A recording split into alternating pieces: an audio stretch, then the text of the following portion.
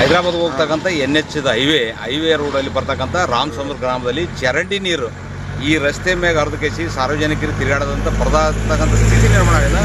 ಅದರಲ್ಲಿ ವಿಶೇಷವಾಗಿ ಈ ಭಾಗದಲ್ಲಿ ಇದೇ ಮುಂಭಾಗದಲ್ಲಿ ಇರ್ತಕ್ಕಂಥ ಹೈಸ್ಕೂಲ್ ಅದ. ಮಕ್ಕಳು ಹಿಂಗೆ ಹೋಗ್ಬೇಕು, ಗಾಡಿ ನೀರು ಸೆಳೆದುಕೇಸಿ ಗಬ್ಬೆದ್ದು ನಾರ್ತಿದ್ದು.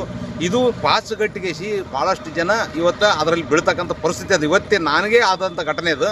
ಹಾಗಾಗಿ ತಕ್ಷಣ ಸಂಬಂಧಪಟ್ಟ ಅಧಿಕಾರಿಗಳು ಚರಂಡಿ ನೀರನ್ನು ಸ್ವಚ್ಛಗೊಳಿಸಿ ವಾಹನ ಸವಾರಿಗೆ ಅನುಕೂಲ ಆಗಬೇಕು. ಮತ್ತು ಈ ನೀರು ಸಿಡಿದು ಅಪಘಾತ ಆಗೋ ಸಂಭವ ಅದ.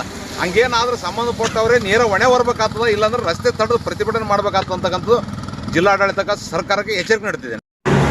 ಇದು ರಾಮಸಂದ್ರದಲ್ಲಿ ಬರ್ತಕ್ಕಂಥ ಯಾಜ್ಞಿ ಇದು ಹೈದರಾಬಾದ್ ಗೋವಾ NH ಹೈವೇದಲ್ಲಿ ನೀರಿನ ಮೋರಿಗಳು ಇರಲಾರ್ದೆ ರೋಡಿನ ಮೇಲೆ ನೀರು ಬಂದು ಇವತ್ತು ಭಾಳಷ್ಟು ಜನ ಒತ್ತಡಗಳು ಬಿದ್ದಿದ್ದಾರೆ. ಶಾಲೆ ಹುಡುಗರು ಹೋಗ್ತಕ್ಕಂಥ ಹುಡುಗರಿಗೆ ಮೈಯೆಲ್ಲ ನೀರು ಸಿಡಿದು ಭಾಳ ಹೊಲಸಾಗ್ತಾ ಇದೆ. ಗಾಡಿಗಳು ಬರಲಾರ್ದಂಗೆ ಪರಿಸ್ಥಿತಿ ಆಗಿಬಿಟ್ಟಿದೆ.